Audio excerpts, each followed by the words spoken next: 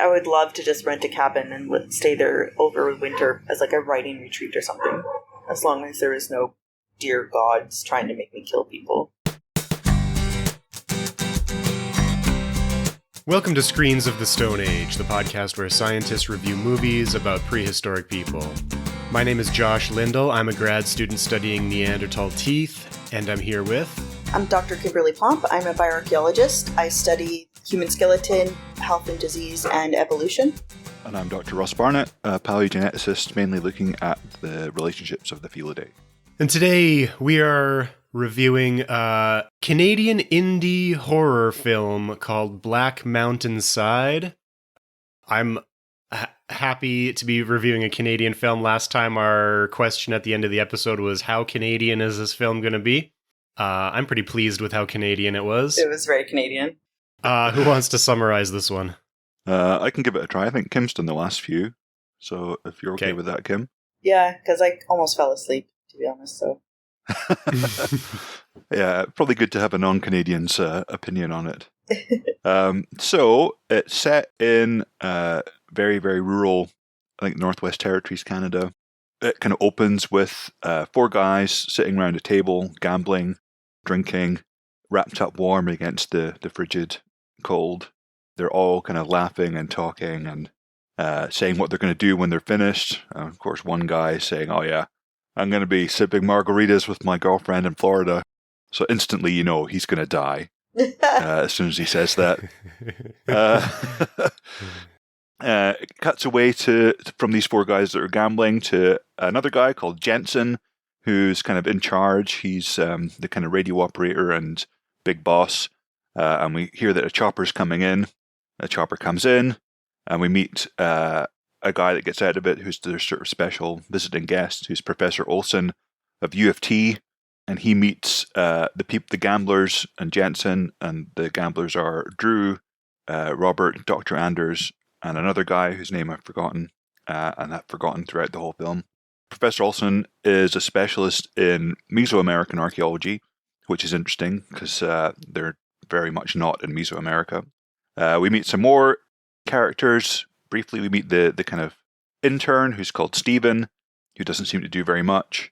And we find a little bit about what's going on at this site that they're all kind of clustered around. And so what we hear is quite a lot of archaeology, I think, for a film of this sort. So we hear that it's a Paleo-Indian site. They've found some Clovis items. They've radiocarbon dated it to 11,000 BCE, which is interesting. But they've also found some 14,000 BP Clovis pottery, which has similarities to Mesoamerican pottery. And so this is obviously, even if you know anything about archaeology in the Americas, this is obviously very weird.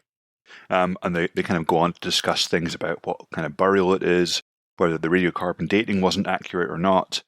They discuss the concept of the ice-free corridor, which is an interesting concept. So very briefly, during most of the Ice Age, during most of the Pleistocene, but intermittently, it's a dynamic system. Most of Canada was covered in enormous ice sheets. The Laurentide on the western coast and the Cordilleran on the eastern coast, I think. And those would coalesce in the middle to basically cut off the whole of southern Canada and anywhere southwards from the north, from the kind of Yukon region, from Alaska, and from the rest of the Bering Land Bridge, which had been there when the water was locked up in the glaciers. But as glacial periods sort of bled into interglacial periods, then those glaciers would melt, but they wouldn't melt in a kind of uniform way. They would melt so that there is essentially a corridor between these two giant glacial forms, and this ice-free corridor kind of comes down, I think, from kind of Dawson and Whitehorse in the Yukon through sort of central western Canada, through kind of Edmonton and Alberta and down south. So you'd have essentially an internal route from ice-free areas in the north, the kind of Yukon-Alaskan region, to ice-free areas in the south, the kind of lower Canada and the contiguous 48 states of the US.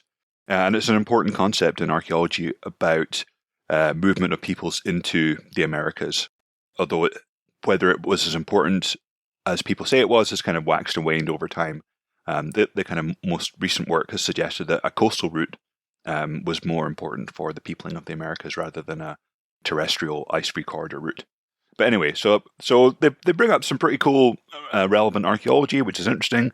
They talk about their excavation. They've got some local First Nations groups from the Dogrib peoples helping out with their excavations.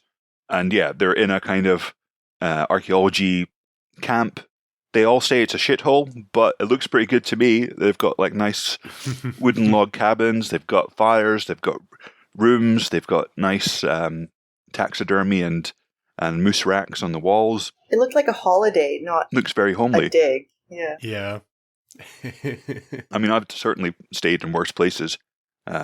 Anyway, and yeah, so that's it. And then the last thing of this is November the 1st, by the way. Each sort of segment of the film has a date. So this is November the 1st.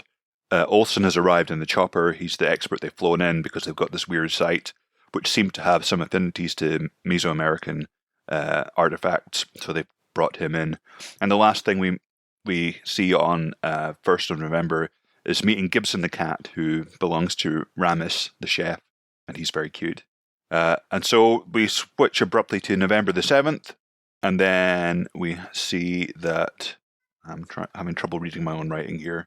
That they're going to get a supply drop in 3 days. So Jensen's on the radio, and they're going to get fresh supplies on the 10th of November, and they discuss a bit more about their finding.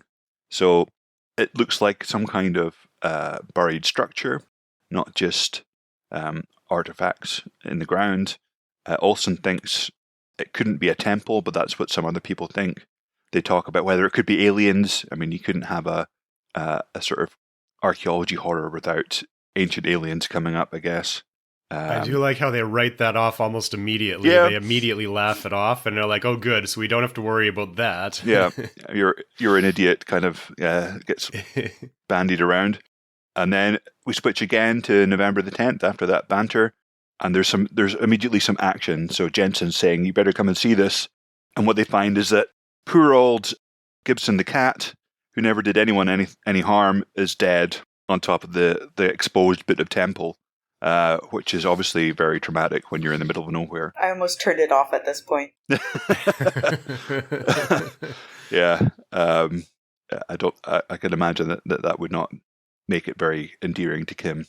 So they're trying to figure out who would do such a terrible thing as kill a cat. One of the staff say that they saw McNaughton doing it. Jensen buzzes McNaughton on the radio. Obviously, McNaughton says he didn't do it. And so they're kind of left with a bit of a mystery, which is a setup for another abrupt segment change to now being November the 15th. And what's happened now is that 3 of the First Nations workers have disappeared in the middle of the night when it was minus 50 degrees.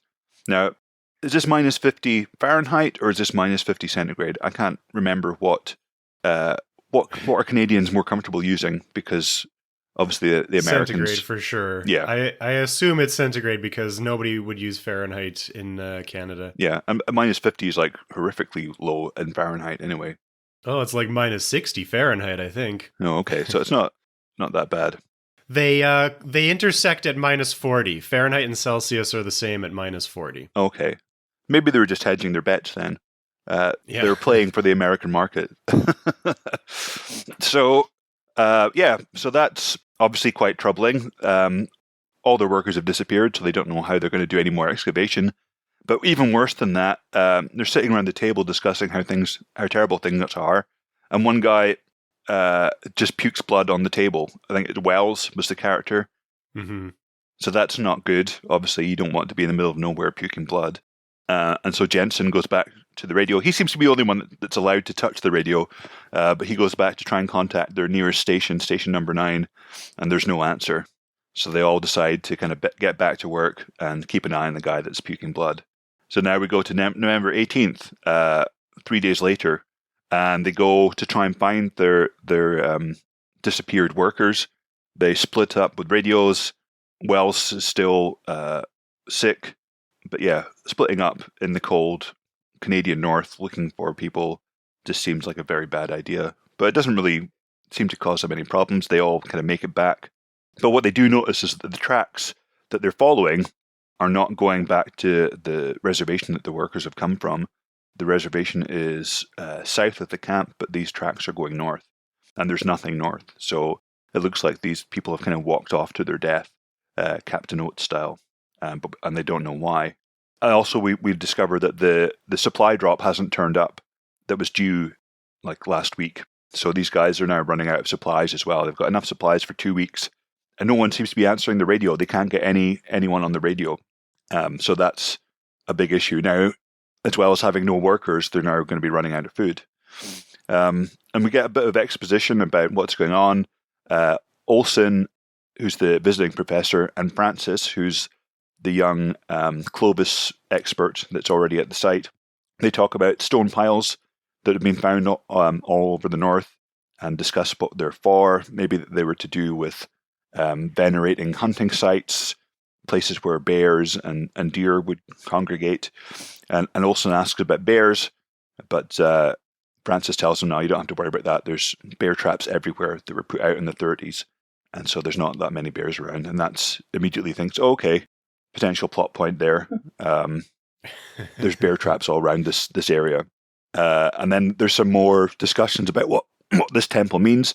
I mean, we don't really get to see a lot of the temple. It's basically just a little bit of rock sticking out of the ground with some carvings on it, which I don't think really helps the atmosphere of the film. It would be cool if they had a budget to at least show something a bit interesting. But yeah, they're talking about, well, maybe it was built to protect people from the cold at the end of the Ice Age, but they didn't survive. That's the one idea that gets floated, and at least it doesn't involve aliens. And so now we skip to November 21st, and we see that McNaughton, the guy that was accused of killing the cat, he's being very weird. And also we see that Wells, the guy that was puking blood, is now screaming in Jensen's office. So everyone kind of rushes to Wells, and he's got something in his arm, like we've seen in other kind of films that involve kind of scary archaeology. Something's inside him, and it's kind of wriggling around in his arm. At least this time it's not a plant, but we don't know what it is. And so their immediate kind of horror film logic is, we got to cut his arm off. There's hardly any discussion. Although they have a medical doctor there. Yeah. They don't think to sedate him and do a proper amputation. Even lance it to see if you can take out the thing, right? Yeah. It's not even the doctor, it's the Olsen, the Mesoamerican expert, just comes in with an axe and just takes his arm right off.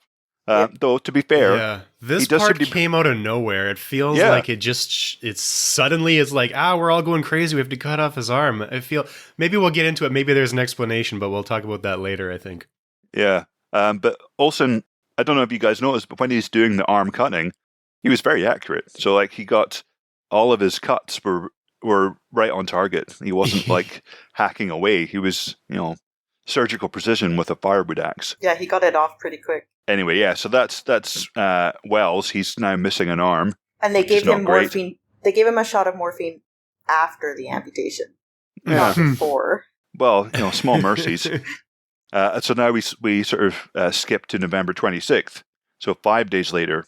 And Olsen, who's the big guy that's been flown in, he's now having to write a report. And we all know archaeologists hate reports, especially one that's going to be critical, because obviously they've had somebody had their arm amputated, so that's not great. And then things get even weirder. So Francis, the Clovis expert, he starts hearing really creepy voices that are telling him to look out the window and look for things. We don't know what's going on there. Jensen finds McNaughton, who had been acting weird previously. He's now cut his own hand off, which is not great. So he has to be kind of... I don't really know what they do to him once they find he's cut his arm off. They put a tourniquet on, and they just sort of bundle him away into an office somewhere out of the way. And we discover that, as well as Francis, Jensen's hearing voices too, telling him to follow my voice, open your eyes. And it's a very creepy voice, so I have to give them props for that. The voice is very, very creepy, which is good. And so that's kind of the spookiness level getting ramped up. So now we're November 28th, 3 more days. Jensen goes to the doctor and tells him that he's not sleeping and that he's having a really weird dream. And I can't even remember what the dream is. Do you guys remember what he says a little bit about the dream? It's that he's... I don't think he does say anything about it. He just says... Did he not say anything about it? No. Okay, he just says he's having a weird dream. There's some more discussion about the artifacts from the site. Olsen talks about how the youngest artifact is different from the older ones. The older ones sort of show quite realistic depictions of people, but the youngest one seems to show deformed people missing arms or other weirdness. And given that we've had somebody chop their own hand off and somebody have their arm chopped off, this seems relevant. You don't have to have a PhD in archaeology to figure that one out. And so they talk a little bit about the idea that this could be a kind of curse of the pharaohs type situation, that maybe they've released some kind of frozen bacteria or other kind of microbe from the Ice Age, which is causing some kind of plague symptoms, and which also caused plague symptoms in the people that created the artifacts and the temple. And so we're still getting people hearing creepy voices. I think Francis actually, looking out the window, sees a creepy kind of... It looks like a bit like a deer standing on its hind legs with antlers, which is very spooky. And then we find the next kind of incident is that McNaughton has managed to get out of his sort of confinement and has killed himself by shooting himself in the head. So that's not great. So that's now made things even worse, a confirmed death. And they get the doctor to do an autopsy just to see what's going on, whether they can find any evidence of a pathogen in his body. And then pretty much straight away, the doctor comes back with the things that he had tumors under his skin, but they weren't human cells; they were cephalopod. It was such a weird thing. So he's got squid cancer. Yeah. How he's able to figure this out, God only knows. Yeah. So I mean that's about as much explanation as we get. Yeah. Really. It doesn't make any sense at all. But the doctor says he's got Wells, who's the guy that had his arm cut off, pumped full of antibiotics to see if that'll do anything. And Olsen has decided at this point that he wants to shut the site, that obviously it's too dangerous, that there's some kind of issue, and they have to be quarantined to stop the spreading. But Jensen, being the big boss, is not happy. He wants to just, I guess, ride it out. I don't know. Francis is still hearing creepy voices. A kind of shadowy deer speaks to him, tells him to kill Jensen, but he doesn't. Jensen escapes. Francis follows him with a knife, and it cuts to Francis being in the room where Wells was, I think, convalescing. And Olsen finds Francis there, and it seems that he's basically kind of absolutely destroyed Wells. Like, if he wasn't going to make it before, he's absolutely done for now. And Francis is saying that he wanted him to do it, that he was in pain, there was a mercy killing, all this sort of stuff. And so Francis gets kind of quarantined in one of the bedrooms, and they kind of shut him in there for safety. And as they're closing the door, the creepy voice says that Francis did a good thing. Okay, so now we're skipping to December the 1st. And what happens then? There's a bit where Jensen and Olsen are speaking to each other. Jensen goes off to help something else, leaving Olsen alone with Wells' body. With McNaughton's body post-autopsy. And McNaughton starts to talk to Olsen. And he sort of starts talking about the onchocerca, which are, I guess, a species of botfly that lay their eggs on human skin, which is, pretty weird. You don't expect to see people talking about entomology post-autopsy, but it doesn't seem to have a lot of relevance to anything that's happened or is happening. But Olsen goes a bit nuts and uses the butt of the shotgun to basically pummel McNaughton's already very dead and shotgun blasted head to stop him from talking. I would have too. That seemed perfectly fine. Yeah, maybe. Or maybe you would have just left the room. You don't want it following you, though. But the doctor comes back and finds Olsen. Olsen tries to explain that the McNaughton's dead body was speaking to him. Doc takes this very well, I think, considering that he's just had somebody mash up his dead autopsy subject. And the doctor talks about how maybe lack of sleep is triggering hallucinations, because this is something that's been common throughout, that people have been complaining of lack of sleep and then kind of hallucinating stuff. Jensen goes to give Francis some soup, while he's locked in the room, and Francis says that he's seeing things. He's seeing a deer that is standing behind Jensen, although Jensen can't see anything, and that it says it's going to do something, and that's pretty creepy. And then Jensen leaves. He's decided he's going to go to hike to the reservation, which is about 90 miles away, and he has an argument with a character whose name I didn't catch. Do you guys know what the name of the guy who has the argument with Jensen about going to the reservation is? Is it Giles? I think Giles. Giles, yeah. Okay, so he's an argument with Giles, who finds him packing to go to the reservation before he's told anyone, he's apart from Francis, who seems to be mental, that he's going to the reservation. So Giles thinks that Jensen is basically kind of cutting and running. He's taking all their supplies and leaving, which makes him, I think, rightly paranoid. And Jensen tries to convince him that that's not the case. He's just going to go and get help and come back. And so now we cut to December the 4th, and things are kicking off. Giles is wandering around the camp in the dark with a shotgun, kind of talking to himself. He's got a purpose. He walks to the room where Francis is being held, opens the door, and just shoots him in the head. Comes out. He shoots, I think, Ramus the chef. He shoots the doc as well.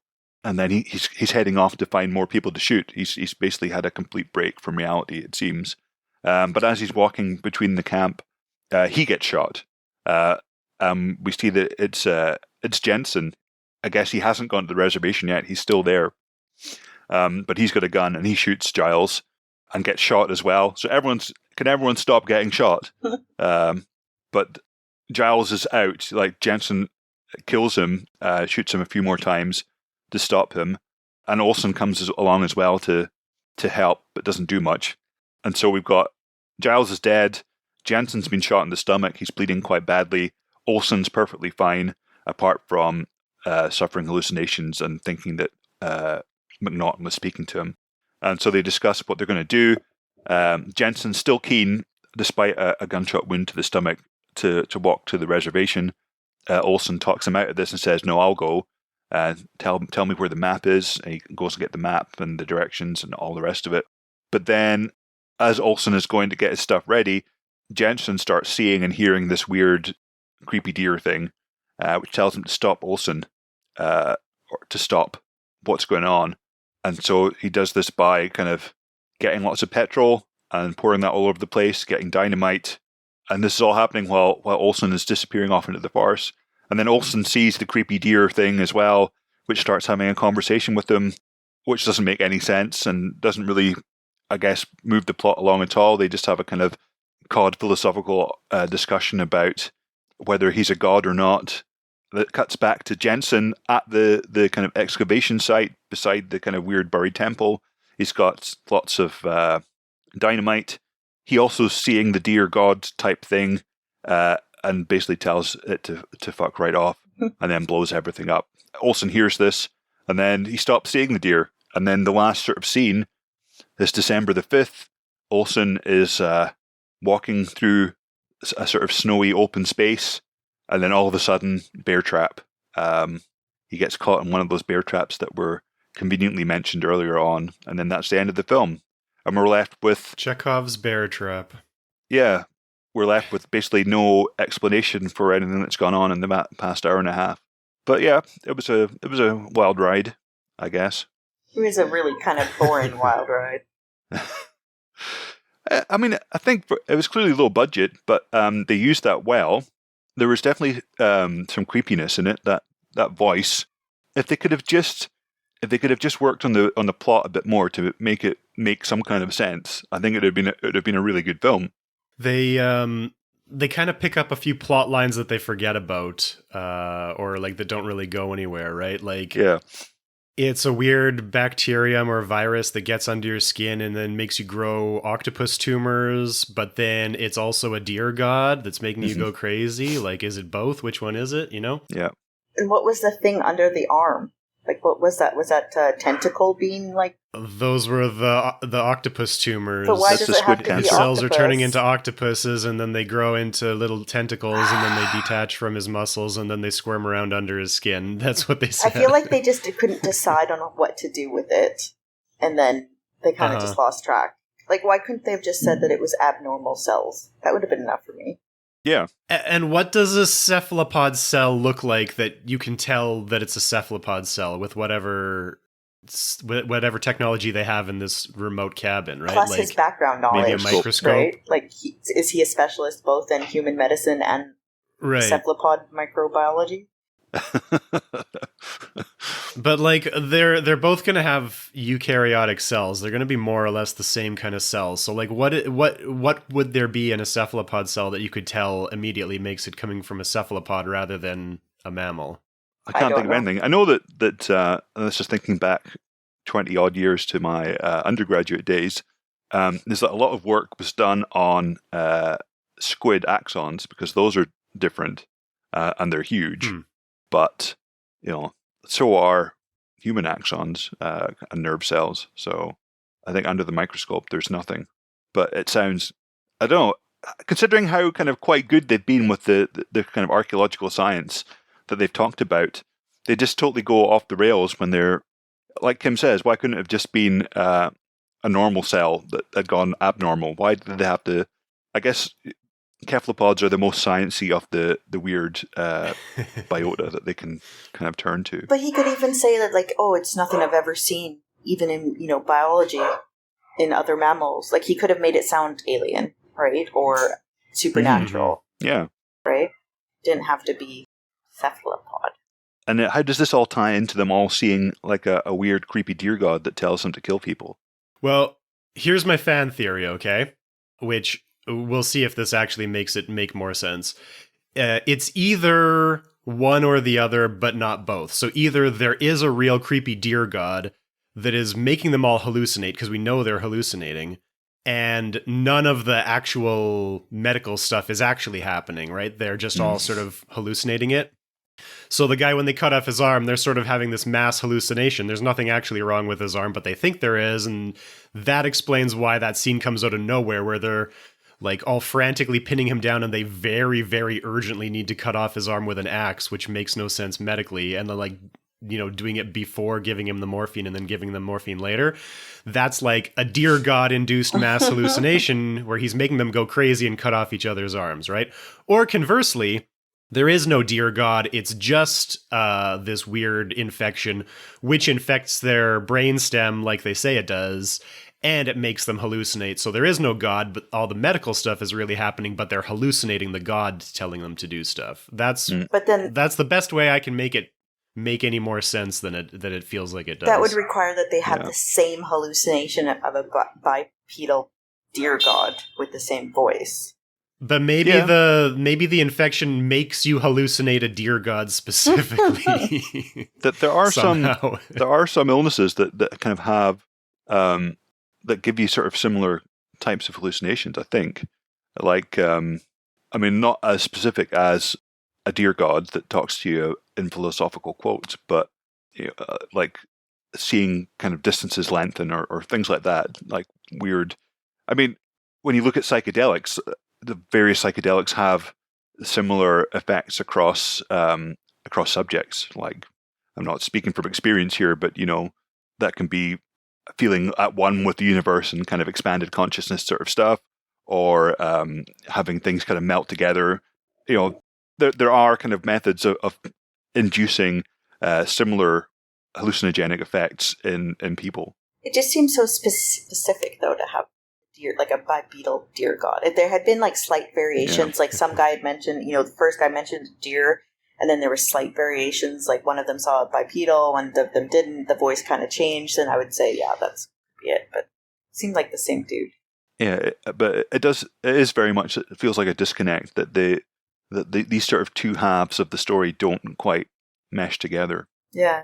And I think it could have been a really good movie if they had just put in a little bit more work into smoothing out those edges. Yeah. It was atmospheric. It was well acted. It didn't look cheap. No. Did you notice that this movie has no music at all? Yeah. Did you notice that? I did notice that because there was a lot of just sitting actually. in the silence. It works really well because it really contributes to the isolation of being so far north, right? And there's, like Kim, you said it was boring, and I felt like it was slow but not boring because the there are long scenes of nothing, like after sort of interspersed with the creepiness and the action. But after that amputation scene, Giles walks out of the cabin and there is a shot of 45 seconds of like the camera not moving, framing him central in front of the cabin, sitting down and smoking a cigarette for literally 45 seconds and nothing happens. And I felt like it worked, like without even music, right? I felt like it works because you have that crazy intense scene, and now you just have to sit there for a full 45 seconds and sort of try and make sense of what happened. So I feel like it does some things, like the atmosphere is really good in this movie. Mm-hmm. I think it just took too long to get going, is what I felt. Like, I liked the moments of solitude in the people, especially in the north, like, take advantage of that landscape. But, and the feeling that each one of them felt isolated and alone, and like that leads to maybe cabin fever is all of this, right? It could be cabin fever. It could be nothing to do with gods or archaeology or bacteria. But, I mean, again, as we've seen in other films that are kind of like this, it's like a clone of The Thing, which has the same sort of setting and the same kind of ensemble of characters. And like The Thing, which I was thinking of while I was watching it, I couldn't keep all the characters straight in my head. Like, I've watched The Thing like a dozen times, and apart from McCready, I can't really remember anyone else's name. And in the same in this one, Jensen and Olsen and Francis and 3 of the guys in this, they all look the same too. Yeah. Like when he shot the doctor and then he turned around and shot the cook, I was like, oh my god, there was 2 of them. So then I thought, it took me a minute to realize, like, I thought maybe he was hallucinating more than one doctor. But yeah. One thing about this... That's the other thing about this movie, is that all the characters are men. There isn't a single woman in this entire movie. I was just going to say, it does not even try to pass the Bechdel test. Mm-mm. Even the cat is named Gibson, which I assume is a male name, right? Yeah. Unless it's named after Debbie Gibson. I guess. I was thinking that. I loved her. Mm-hmm. The deer god, presumably, is... well, it sounds male, but who knows? Yeah. Well, antlers. He's got antlers. Yep. All right. Well, you've already talked about the archaeology in this. I'm happy that we have a lot of archaeology exposition compared to our last movie, The Ruins, where there was no archaeology to talk about. But we can definitely unpack this archaeology. So we've talked about, we've got Clovis artifacts, we've got the ice-free corridor, we've got a lot of concrete dates to work with. We've got allegedly Mesoamerican symbolism, which they don't really get into at all, and that's sort of where I think it gets tenuous. But let's just go down their findings sort of in order. What is Clovis? It is a Paleo-Indian. Is that still the correct term? I think so. As far as I know, the oldest period in North America is still called the Paleo-Indian period. I know it sounds problematic, but I don't think that there is a replacement for that term. So it's the industry for that, the first peopling of North America, tool industry. So there's certain Clovis flakes, Clovis fashion for the tools that they make. I don't know much about it, and it's thought to have come down. Like, so they are right in that there are hypotheses about it coming down from the ice-free corridor.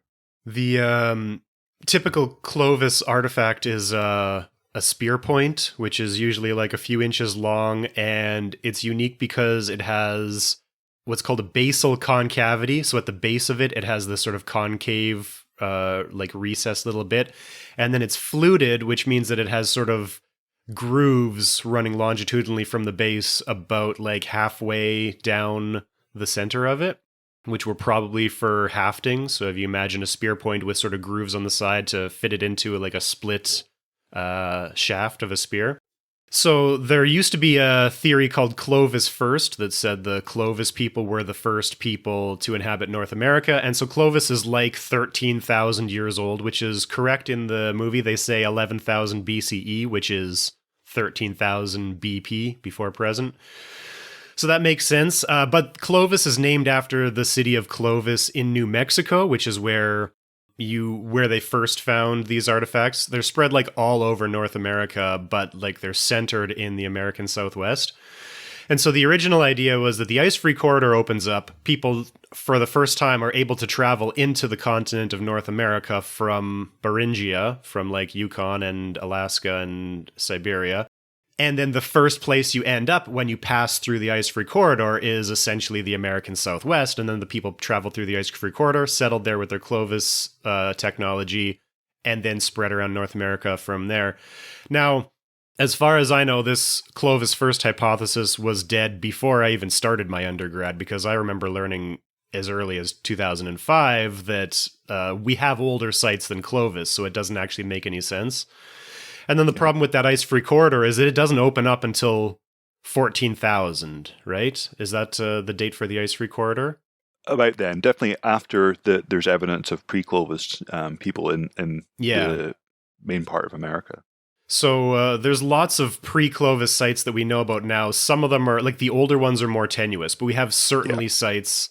Meadowcroft in the east coast of the United States is about 15,000. And then Monteverde in Chile is at least 15,000 as well. And that's like way farther south. So you would have had to have time to migrate all the way across North and South America to get there. Which tells us that there were people before Clovis and they couldn't have come through the ice-free corridor. So as far as I know, the dominant paradigm now is that they took a coastal route, either on exposed land, which is now flooded, or sort of like island hopping along islands that would have existed basically all the way along Alaska down the West Coast. Mm-hmm. But in this movie, they're thinking about proving the ice-free corridor hypothesis by finding Clovis and Mesoamerican things in the ice-free corridor at 14,000. But I'm pretty sure that even in 2014 or whenever this movie came out, that still wouldn't have proven the ice-free corridor hypothesis because you already had sites older than 14,000. Yeah. Like, I'm pretty sure Meadowcroft and Monteverde were known well before this movie came out, right? Yeah, I think Monteverde was known in the 90s or maybe even the 80s. Mm-hmm. And then there's sites like Paisley Caves and others as well, which were securely dated in the early 2000s. So yeah, but I think we can forgive them that. I mean, they've done a bit of homework, and if they didn't get it all right, at least they were saying sort of the right things. It does sound like whoever wrote this had at least an undergrad intro to archaeology course under their belt, right? Because, I mean, stuff like this is always argued too, so it would be acceptable for them to just like rely on what was in their textbook at a certain time rather than trying to keep up with the new arguments that are going back and forth, right? Getting harder and harder to argue for a ice-free corridor origin for the first peopling of the Americas now, because we've got in the news this year these new footprints from somewhere in the American Southwest, which they've dated to 22,000 years old, which seem to be pretty securely dated as far as I know. Do you know anything about those? Yeah, I just downloaded a paper about them this week because a different group has looked at them with a different dating method to try and confirm it, and they seem to have. I'm trying to remember what the name of the site is. Something Sands, I think it's called. That's exciting. White Sands National Park? Yeah, that's it. And yeah, as well as humans, there's megafauna there as well. So like giant sloths and camels and bison and all sorts of things. And so, yeah, I mean, it's interesting. I don't know what my kind of gut feeling is about them. I feel like 23,000 is a bit, it's too young. That I'm certainly very happy with there being kind of pre-Clovis. I mean, that the evidence is kind of irrefutable. Humans being around sort of 15, 16,000, yeah, no problem with that. But for them to have been around from 23,000 and to see no kind of ecosystem collapse until 12, 11,000 doesn't seem very likely to me, but that's my biases. There's lots of other sites that are also dated to like thousands of years before, 15,000 years ago, but they're all really tenuous. Like there's, I don't know of, some of the more reasonable ones, but some of the more unreasonable ones is there's a site in Brazil that's supposed to be 50,000-ish. And it's from stone tools, but I think the criticism there is that those stone tools were actually made by capuchin monkeys, which we're now learning actually make stone tools, which is really interesting on its own, but not 50,000 years old humans in Brazil. Another one that we can mention, which probably isn't worth mentioning anymore, is the Cerruti Mastodon site in California. You know that one? I think we've talked I about it recognize the before. name, but I didn't realize that there was controversy about it. Well, the controversy isn't that there are mastodons in California. The controversy is that there was a paper a few years ago that alleges that these mastodon long bones were harvested with hammerstones to extract the marrow, and the dating of the site is 130,000 years. Yeah. Right. So 130,000 years is almost, an order of magnitude older than our oldest confirmed sites. And the evidence is really weak. It's broken bones and round, unmodified stones near them. Yeah. And the guy who did that paper is like the leading expert in hammerstones being used to extract marrow. So I feel like it's a case of when you only have a hammerstone, everything looks like a bone to extract marrow from. Yeah. But anyway, the numbers, the dates add up, the stuff they're talking about, the Clovis is interesting. The Mesoamerican part is weird, but it's supposed to be weird. Mm-hmm. But the other weird thing about the Mesoamerican stuff is the language they're using to talk about that kind of is a mishmash that doesn't really make any sense. Like, Mesoamerican is not a culture. Mesoamerica is a geographical region where many different cultures lived for a long time. He talks about some things like, what does he call it? A trichina. He says one of the symbols looks like a trichina, which is basically a period of time in the Aztec calendar. It's like a 13-day period of time. But the Aztecs were from I can't remember, 900 to 1500 or 1300 to 1500 AD. Like, the Aztecs were there when the Spanish conquistadors arrived. And this site is supposed to be 14,000 BP.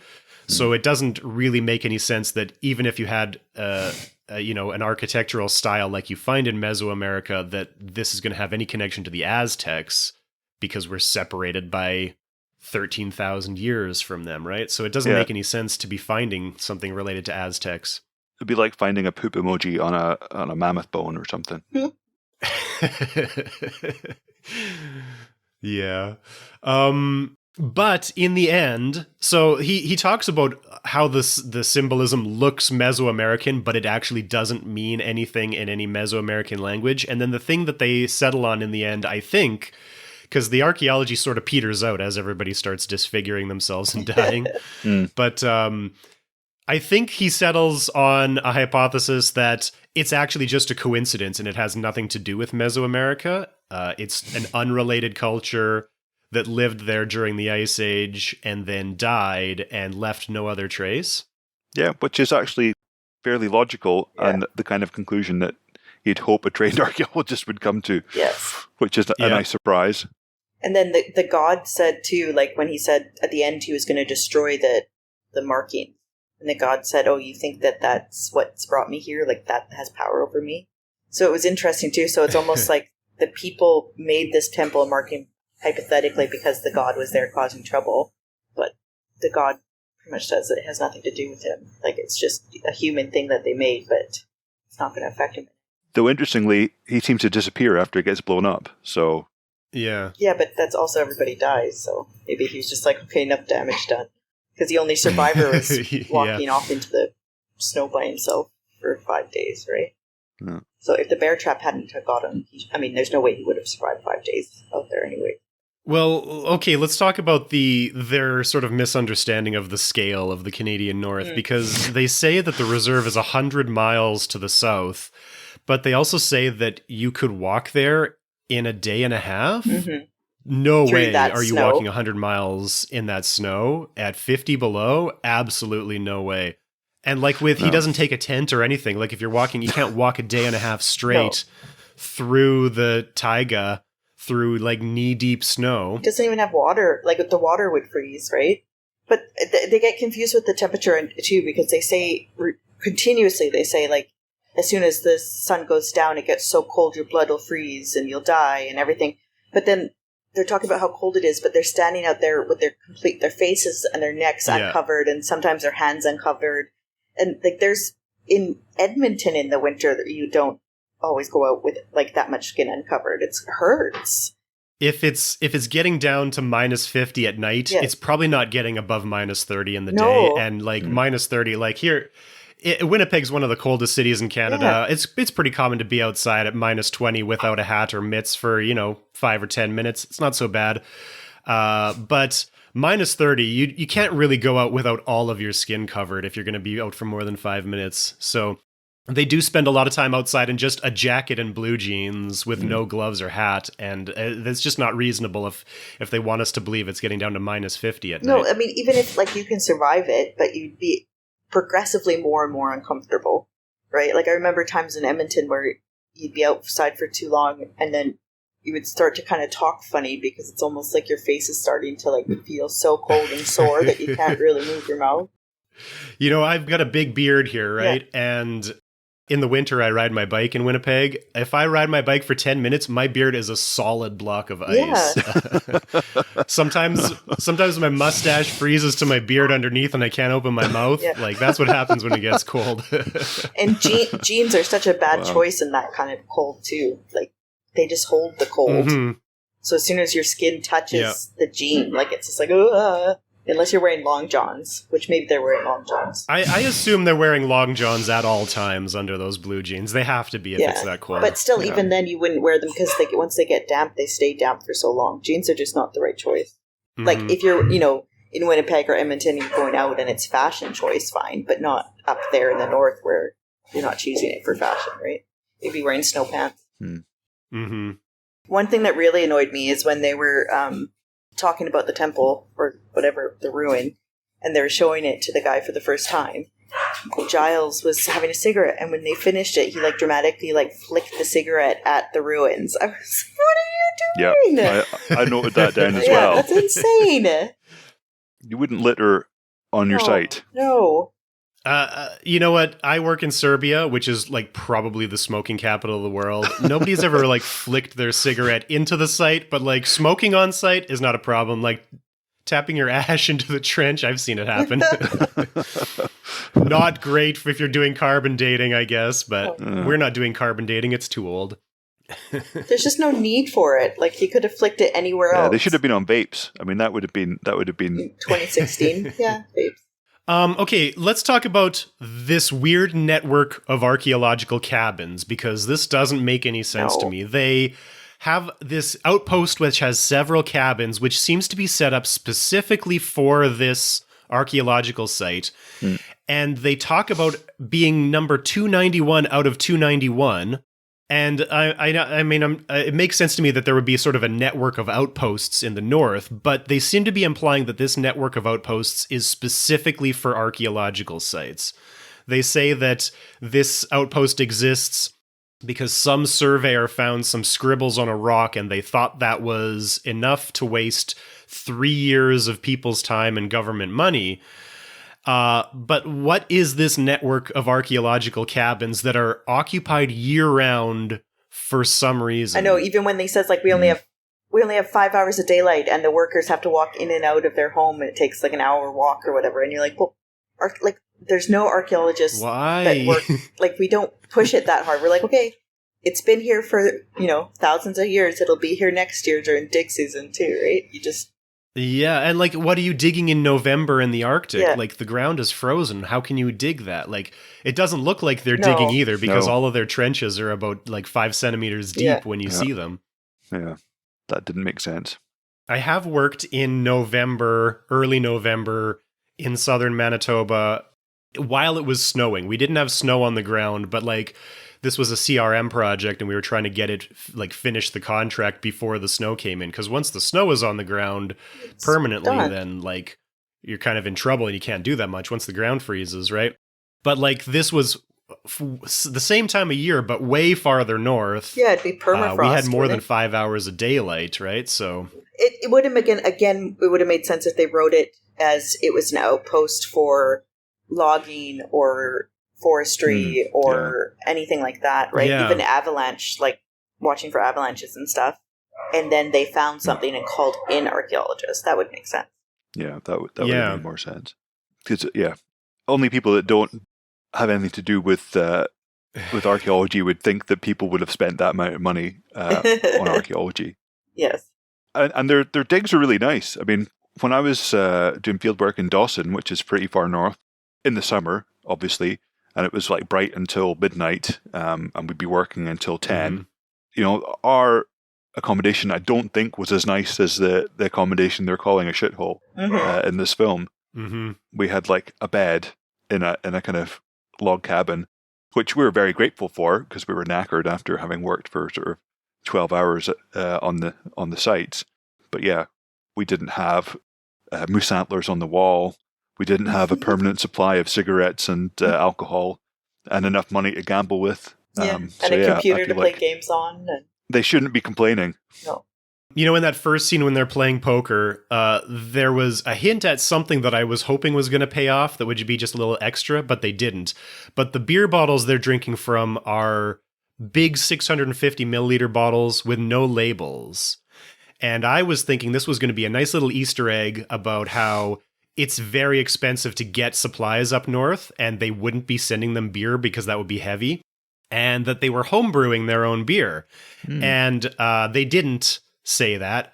And I'm going to assume that's true from the evidence that I've seen, but I was kind of hoping that they were going to have a little shout out to those beer bottles with no labels, talking about how they were homebrewing up there, which I guess it would have been fun, but it doesn't really ruin anything that they didn't mention it, I guess.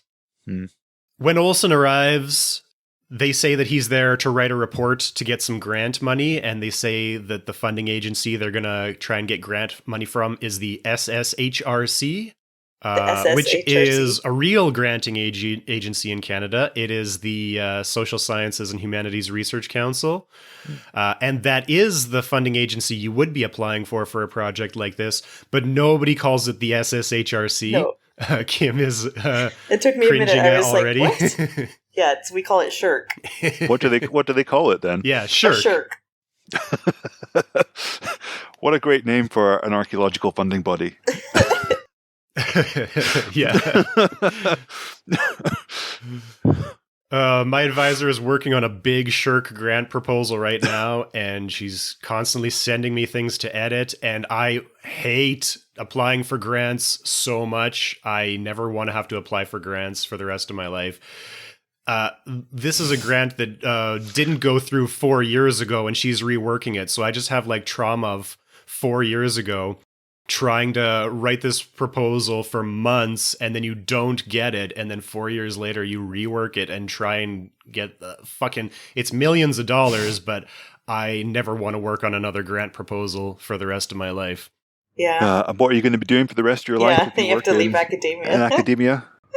I'm gonna transition to podcasting full time. Good move. Yeah. Everybody like and subscribe, rate us on Apple Podcasts, tell your friends, get us enough followers so that we can start a Patreon, and then I can stop applying for grants. Tell all your rich relatives. I don't mind applying for grants as long as the system makes sense, right? Like the Marie Curie, the system was freaking horrible. Well, the thing about the Canadian government granting agencies is that the internet portal where you apply through is flawless with no bugs that anybody could ever complain about. I hear you. That's sarcasm. They're very annoying.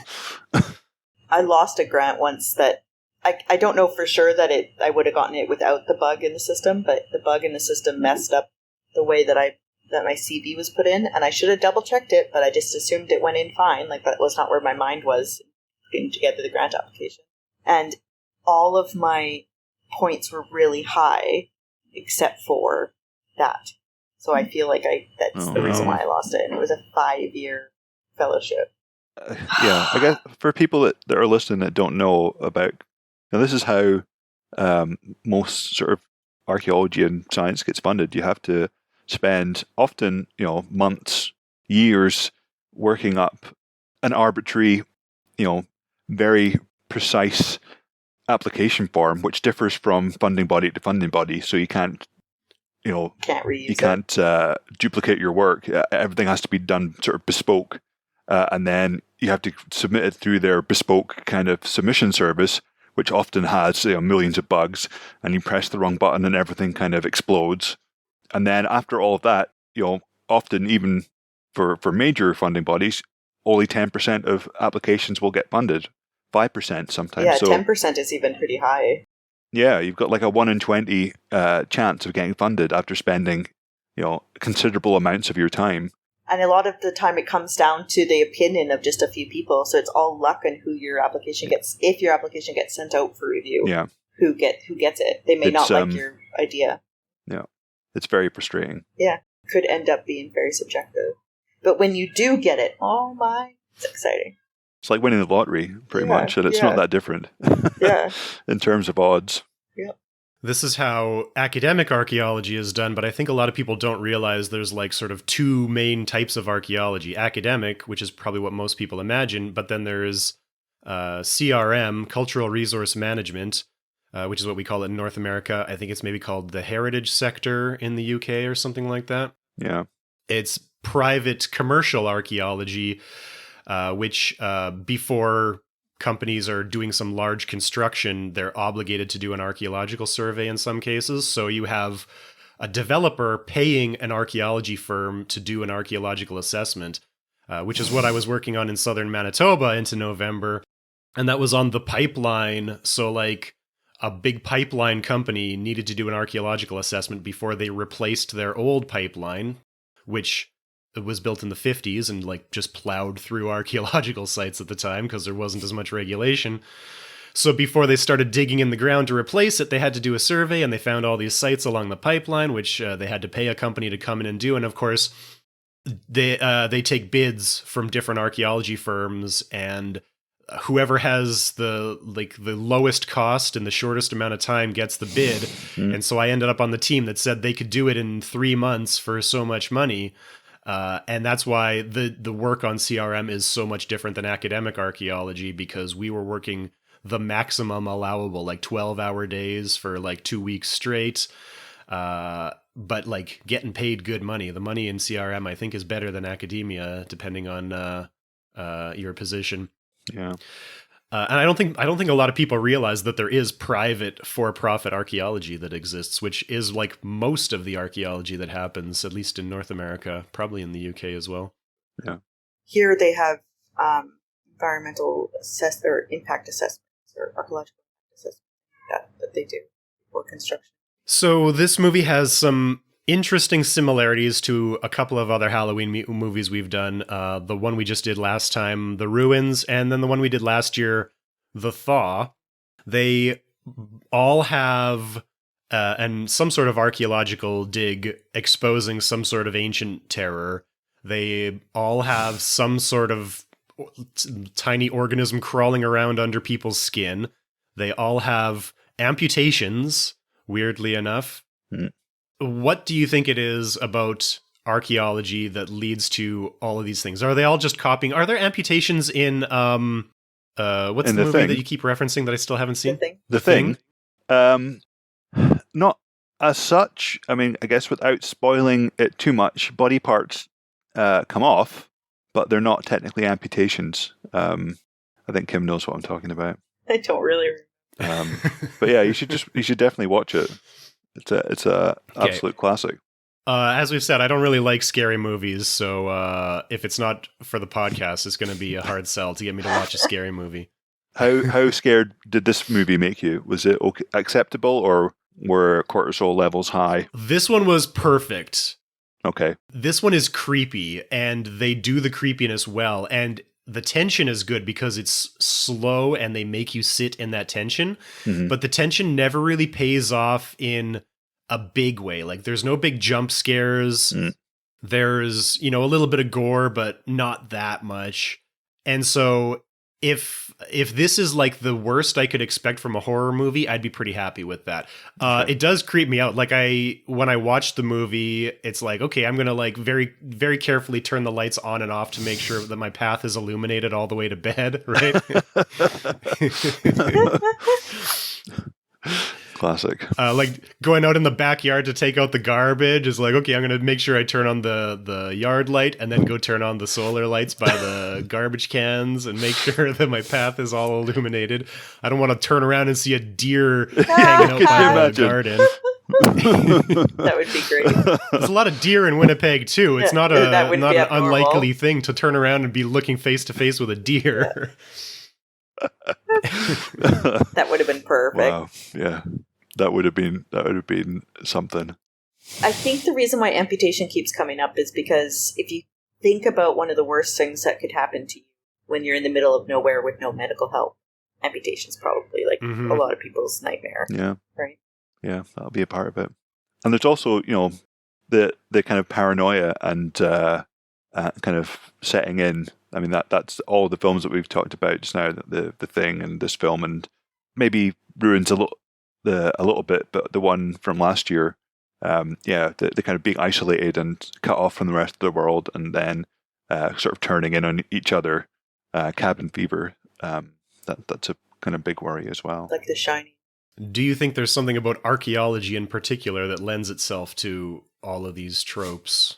I think it's probably just the idea that we'd be off in the middle of nowhere, right? And that we'd be doing it. Yeah.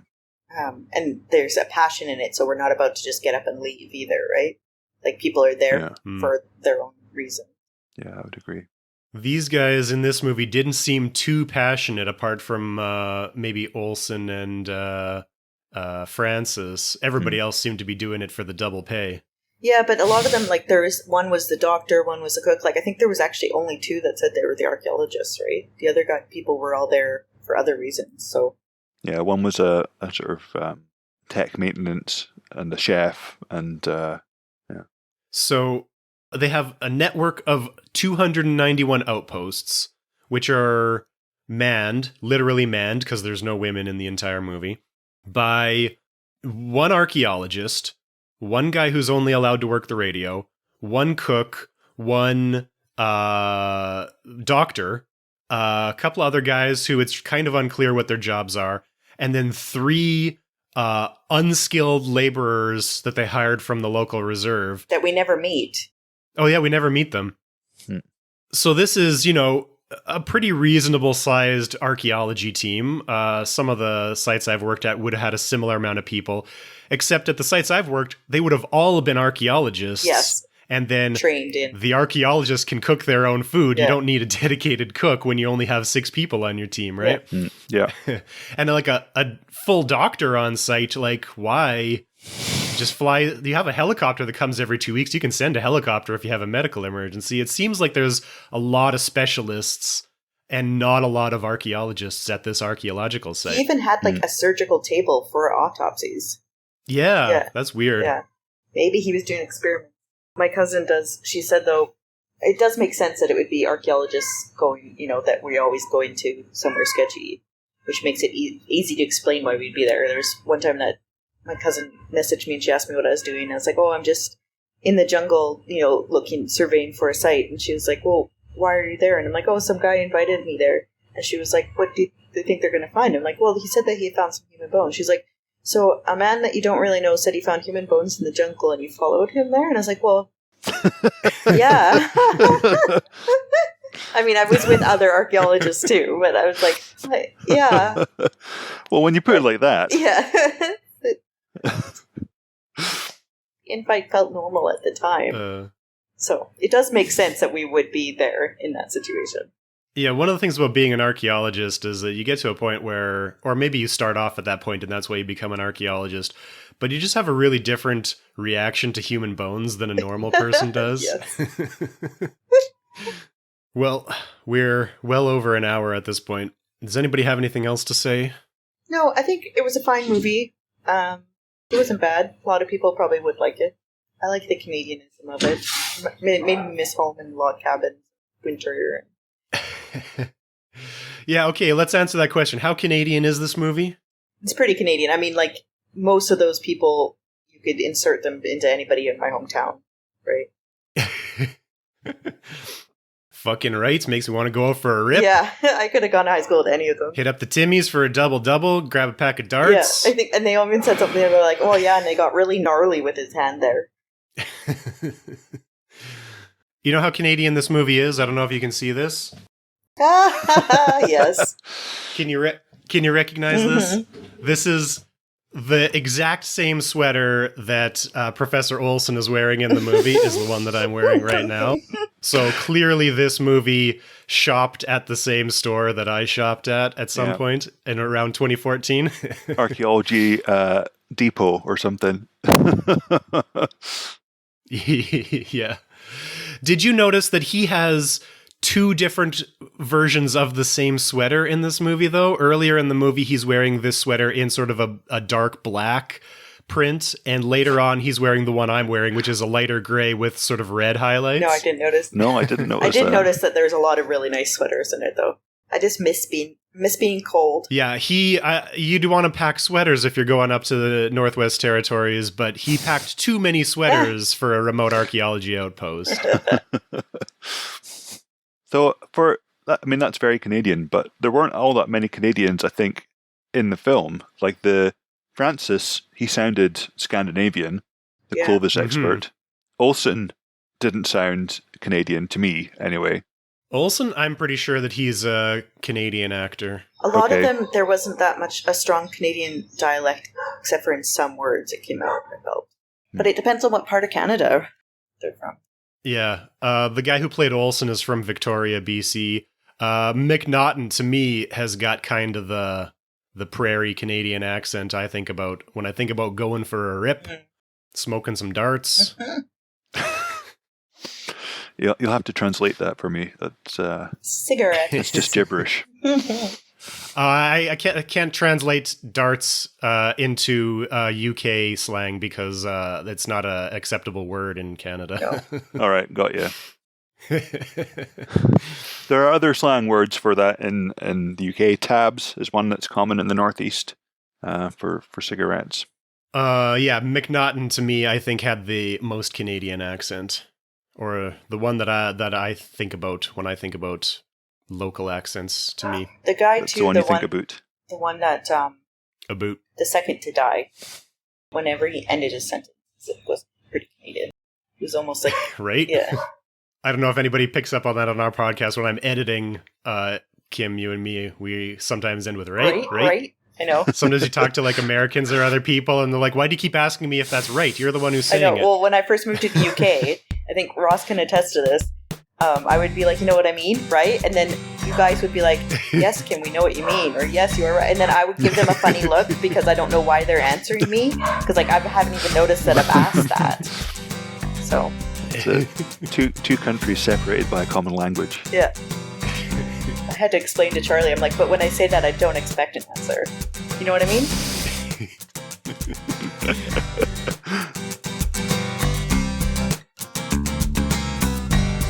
If you've been enjoying Screens of the Stone Age, get in touch with us. Follow us on Twitter at SOTSA_podcast and on Facebook at SOTSA podcast, or send us an email to screensofthestoneage@gmail.com.